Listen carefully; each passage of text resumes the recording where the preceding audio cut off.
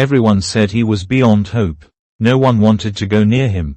At the rescue shelter located in rural Vermont, a German shepherd named Shadow had become more of a warning sign than a resident.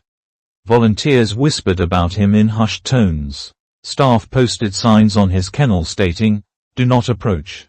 Even the most experienced handlers avoided getting too close. Shadow didn't bark for attention or wag his tail like the others. Instead, he growled. He lunged and bared his teeth at anyone who approached, especially men.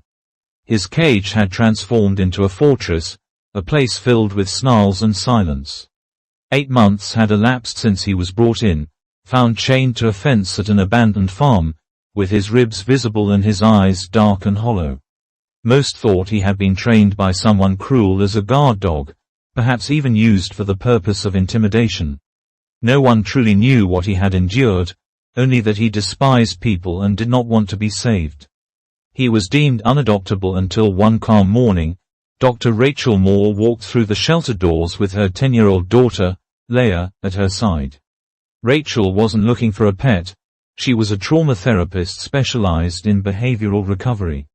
Yet, as she passed Shadow's kennel and their gazes met, something shifted. Not in the dog, but in her. Rachel didn't approach the kennel immediately. She paused a few feet back, gently placing her hand on Leia's shoulder as they both peered inside. Shadow was curled up in the farthest corner, his massive frame folded tight, as if attempting to disappear. His coat was patchy and dull, and his body was rigid. But his eyes were wide open, locked onto Rachel with an unusual guarded intensity, neither rage nor threat, just fear. "What happened to him?" Rachel asked, maintaining a low voice. The shelter manager, a kind but cautious woman named Trish, sighed. "He was found on a deserted farm, chained. No food, no shelter. He has never bitten anyone, but he's come close, particularly with men." As if on cue, a male volunteer walked by a few feet away, and Shadow sprang to his feet with a guttural snarl, hurling himself at the bars. Trish flinched, and the volunteer muttered under his breath, quickening his pace. "We've tried behaviorists, meds, everything," Trish added. "He doesn't let anyone in." But in that moment, Rachel observed something beyond mere aggression. She saw survival. A dog who had learned that humans posed danger, a dog who had constructed walls so high that even kindness couldn't penetrate. "May I sit here?" she asked, gesturing to the floor in front of the kennel. Trish hesitated and then nodded. "He won't come near you." "That's all right," Rachel replied. "I'm not here to ask anything of him." She sat cross-legged and retrieved a book from her bag. As Rachel settled on the floor, Leia crouched beside her for a moment, her eyes wide with curiosity. She had always adored animals. "He's not angry," Rachel whispered to Trish, smiling gently. More to herself than anyone else, she said, "He's scared. I think he's just trying to protect himself." Trish raised an eyebrow. "Smart kid. She gets it from her mom." Rachel chuckled, brushing a hand through Leia's curls. "She wants to study animal behavior one day," Rachel said. "She came today not just to help but to understand." Rachel began reading softly, not to Shadow but simply with him. 2 days after their initial visit, Rachel discovered Leia sitting on the back porch, her sketch pad resting on her knees. She had drawn Shadow again, this time not growling but curled beneath a tree, eyes half closed, peaceful. "I think he could be different," Leia said softly, not looking up. "If someone just gave him a real chance." Rachel sat beside her, brushing wind-blown curls from her daughter's face. "Sweetheart, that kind of healing takes a long time, and it's not easy." "I know," Leia said, glancing up. "But you always tell your clients that the hard things are the ones worth doing. Maybe he's waiting for someone like us." Those words lingered with Rachel long after Leia went to bed. That evening, she reviewed Shadow's case files again, but this time not as a therapist assessing risk, but as a mother hearing her daughter's quiet conviction. The next morning, she submitted the adoption application. At the shelter board meeting, the response was immediate. "He's dangerous," said Dr. Morgan, the shelter's head vet. Unpredictable. We see no consistent improvement. He belongs in a facility, not a family home, especially one with a child. Rachel remained calm in her voice. He's not aggressive by nature. He's afraid. His behavior is rooted in trauma, not dominance. What he needs is trust, routine, and a safe environment. Another board member interjected, "You're a single parent. What makes you think you're equipped for something like this?" Rachel looked directly at them. "I work from home. I have experience with trauma recovery. And Leah, she's not a typical 10-year-old. She's careful, she listens, and she's the one who suggested we bring Shadow home in the first place." Trish, who had observed Rachel and Leah's visit, finally spoke up. "She's right. That girl sat outside Shadow's kennel and didn't flinch. She noticed what most adults missed. Shadow didn't growl at her. That's rare. That means something." After a tense debate, the board voted, and it was close, 4-3. In the end, Rachel's application was approved under strict conditions: weekly progress updates, regular sessions with a behaviorist, and an immediate return if any incident occurred. As Rachel signed the paperwork, she caught Leah's eye through the shelter window. The little girl offered a small, hopeful smile, the kind that said, "I knew you see what I saw." Bringing Shadow home was the first real test. He refused to enter the crate, backing away with low growls the moment anyone came close. Rachel didn't force him. With Trish's assistance, they created a temporary partition in the back of Rachel's SUV, giving Shadow a space he could enter on his own terms. After nearly 30 minutes of waiting, coaxing, and sheer patience, he climbed in. Leah had come along for the pickup, quietly sitting on the curb while the adults worked. She didn't speak, she just watched Shadow with steady, thoughtful eyes. As the dog finally stepped into the vehicle, their eyes met through the car window. Leah's small hand pressed gently against the glass, not to wave, but to connect silently, sending him a promise. "We're going to help you heal." The ride home was tense.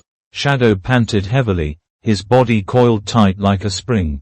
Leah sat beside Rachel in the front seat, holding her sketchpad. Today's drawing was different. It depicted Shadow not alone but lying beneath a tree while a girl sat quietly beside him reading a book. When they arrived at their little farmhouse, the sun was already low.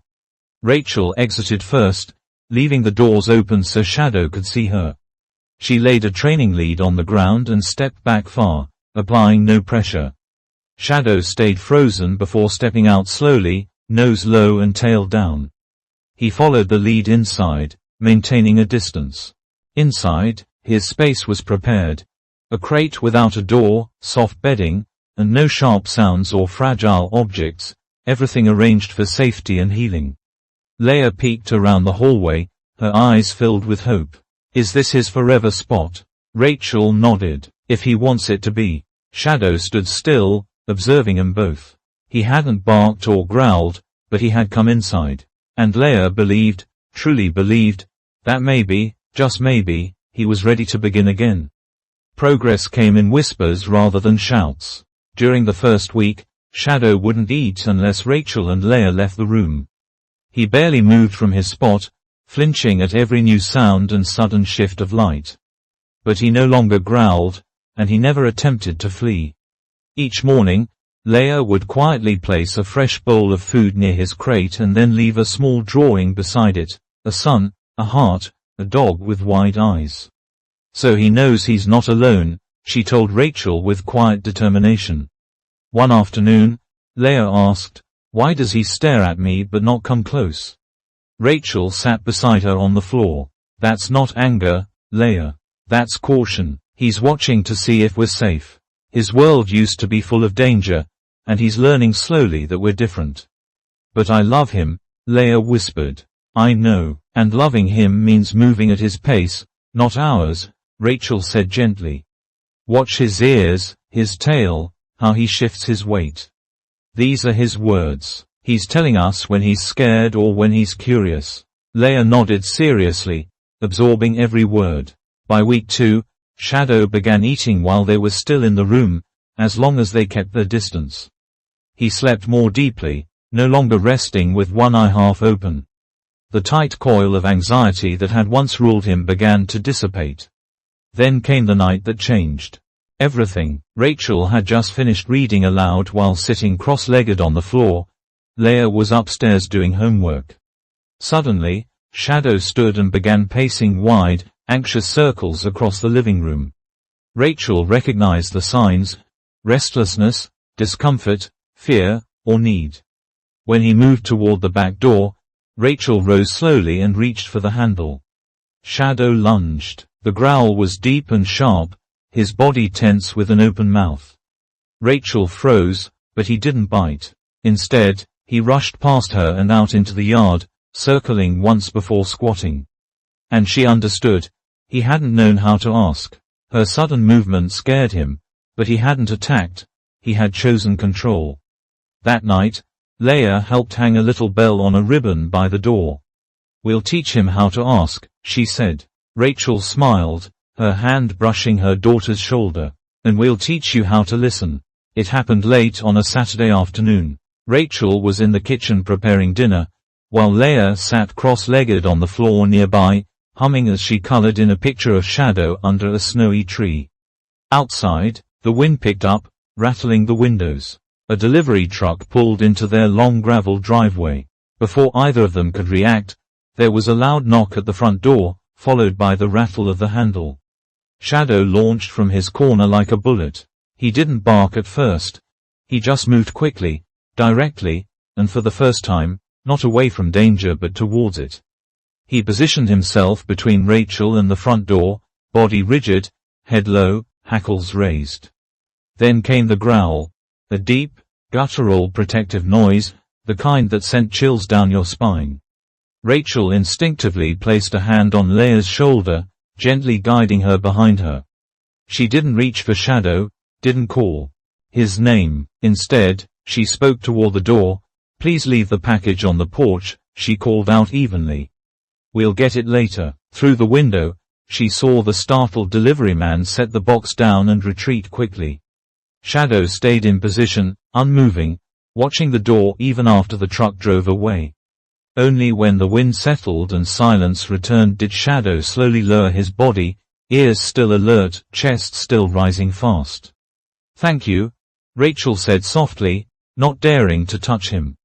"You were protecting us, weren't you?" Leah stepped forward slowly, kneeling a safe distance away. "He didn't just get scared," she whispered. "He stood his ground." Rachel met her eyes. "That's trust, Leah. Not perfect yet, but it's beginning." Shadow didn't return to his corner that night. Instead, he lay by the front door, the quiet guardian who had finally decided they were his to protect. By midwinter, a quiet rhythm had settled into their home. Each morning, Rachel and Leah moved gently around Shadow's world, not in control of it, but part of it. Leah read to him from her favorite animal stories while sitting at a respectful distance. Rachel guided her in understanding his signals. A lowered tail indicated anxiety. A soft blink signaled trust. Mealtimes became slow, calm rituals, with Leah gently placing the bowl closer each day. Progress was measured in inches, not miles. But healing was occurring, slowly but surely. One snowy morning, Leah stayed home nursing a cold, bundled in blankets by the fireplace. Rachel took Shadow for their usual trail walk alone. The snow was fresh, blanketing the woods in quiet white. Rachel let Shadow off-leash for just a few minutes. He had earned that freedom. Then something shifted. Shadow stopped, ears perked, nose in the air. A second later, he bolted into the trees. "Shadow," Rachel called out, her heart racing. She followed, crashing through underbrush, her boots sinking into the snow. She found him standing over a figure, half buried in white. It was a young man, probably in his 20s, barely conscious, shivering uncontrollably. His hiking boots were soaked, his leg twisted at a sickening angle, and a backpack lay nearby, half covered in snow. He must have fallen and been there for hours. Rachel knelt quickly, feeling for a weak pulse and shallow breaths. Shadow didn't retreat or bark. He stayed beside the man, tail stiff but not tucked, occasionally nudging the man's arm with his nose as if checking on him. Rachel called 911 and provided their location. He's not responsive. Early hypothermia, possible leg fracture. As they waited, Rachel wrapped her coat over the man and leaned close to Shadow. You didn't run from him, she whispered. You stayed. When the rescue team, all men, arrived, Shadow tensed. His body stiffened, but he didn't lunge. No snarling, just a low growl quickly silenced by Rachel's calm presence beside him. It's okay, she assured him. They're here to help. Shadow stood firm by her side, breathing hard but steady. That night back home, Leia listened in awe as Rachel recounted what had occurred. She glanced down at her drawing, a sketch of Shadow standing tall beside a fallen hiker, and smiled. Mom, she said softly, he didn't just change. He chose to. Just days after the rescue, a snowstorm hit. Power lines went down across the valley, and the house grew colder with each passing hour. Rachel lit a fire in the living room while Leia helped gather blankets and cushions, building a nest near the fireplace. Shadow paced nervously at first, unsettled by the flickering light and change in routine. We'll be okay, buddy, Rachel said softly. It's just one cold night. Leia set down her sketch pad nearby, a new drawing of the three of them huddled near the fire. He can sleep close to us, she whispered. If he wants to. Shadow didn't approach at first. He settled in his usual spot, just out of reach, just within sight. But around 3 a.m., Rachel stirred from half-sleep to find Shadow had moved. He was now curled beside Leia, not touching but near enough for warmth to transfer between them. Rachel didn't say a word. She didn't reach out. She simply added another log to the fire and whispered, "Good night, brave boy." When morning arrived, the house was still cold, but something inside it had changed. Shadow no longer slept in the far corner. That day, he followed Rachel from room to room, still cautious but close. He brushed past her leg in the hallway and paused longer beside Leia's chair. That night, while Rachel worked at her desk, Shadow approached. He sat quietly beside her, then leaned just slightly until his head rested gently against her knee. Rachel froze. Then slowly, she moved her hand just an inch, not forcing or leading, and rested it atop his head. Shadow stayed, and in that moment, the distance between fear and trust evaporated. Spring came with a letter. The shelter board officially ended their monitoring period based on the remarkable progress observed. It read, "We consider Shadow's rehabilitation a success, one that will inform our future work." Attached was an invitation. Would Rachel and Shadow return to the shelter to speak with prospective adopters? Rachel agreed, and this time, Leia came too, holding Shadow's leash confidently as they walked through the familiar gates. The staff froze, recalling the snarling, unapproachable creature, who had once trembled in the corner of his kennel. Now, Shadow moved calmly beside the girl he trusted most. "I can't believe that's the same dog," one volunteer whispered. Inside the education room, a dozen people sat in a semicircle, some hoping to adopt, others simply curious. Rachel stood at the front, Shadow resting at her feet, his head near Leia's hand. "I'm not a dog trainer," she began. "I'm a trauma therapist, and what I've learned from working with people, I applied to Shadow." She explained her method. No force, no dominance, no quick fixes. Shadow didn't need to be controlled. He needed to feel safe. He needed to choose connection, not be forced into it. She paused, then looked at Shadow, who now lay calmly, breathing slow and steady. His aggression wasn't the problem. It was his solution, his armor. Our job wasn't to break it. It was to give him reasons to lower it. Leia raised her hand shyly. "I used to think dogs just needed love," she said. "But they need understanding, too. Shadow didn't change because we made him. He changed because we waited." A young couple in the back exchanged glances, then asked about a scared shepherd mix they had seen in the kennels. "Do you think he has hope, too?" Rachel smiled. "Every dog has a story. And if you're willing to listen, really listen, healing is always possible." Later that evening, back home, Rachel sat by the fireplace while Leia rested her head on her lap. Shadow lay nearby, one paw stretched toward the warm light, his chest rising and falling in steady peace. Above them on the wall hung a timeline, photos documenting every inch of progress. The first time Shadow walked into the house. The night he rang the bell to go outside. The moment he leaned his head into Rachel's hand. And tucked between the photos was something new. A certificate printed on simple white paper, with Leia Moore Jr. Animal companion and care volunteer. It was from the shelter, recognizing her role in helping Shadow's transformation. Rachel had tears in her eyes when she first saw it. Leia had received it quietly and shyly. "It's not a big deal," she had said. But Rachel knew it was. It meant Leia had found her beginning, her path. "You helped him heal," Rachel whispered now, brushing Leia's hair back. "Not just with love, but with patience, with understanding." Leia smiled, looking down at her newest drawing, of the three of them sitting under a blooming apple tree. "This one's for spring." In a world so quick to judge, Shadow had become a reminder that aggression is not evil, that fear is not weakness, and that healing is possible, not through force but through presence. Rachel looked down at Shadow, who was now watching the fire, relaxed and safe. "You didn't need to be fixed," she whispered. "You just needed to be seen." And for Leia, the journey was just beginning. Shadow wasn't her first rescued soul, but maybe, just maybe, he has shown her who she was meant to be.